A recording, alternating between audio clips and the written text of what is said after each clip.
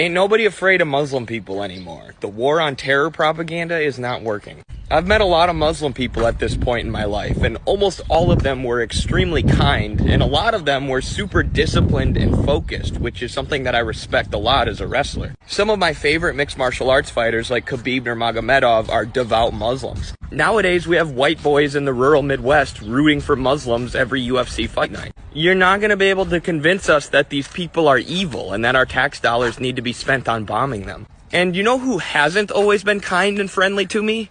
Israelis, Zionists. I talked to some members of the IDF on Zoom. It took them about 5 minutes to start saying all Muslim people are terrorists. And to be clear, I'm not talking about Jewish people. I'm talking about supporters of the state of Israel, who, with their violent, unhinged, and rude behavior, are turning more and more people away from their cause, away from Zionism. Meanwhile, Muslim people with kindness and friendship are bringing more people towards the cause of Palestine. There were a bunch of students at the student protests recently who converted to Islam. And the mainstream media was like, look at this, see, America's being taken over by Muslims. Now I'm like, I don't blame those kids for converting to Islam at all. The Muslim students were probably super nice and super awesome and super welcoming. And they're like, hey, I'm gonna side with these guys against the mostly secular genocidal monsters that we're protesting against. Shout out to all the Muslims.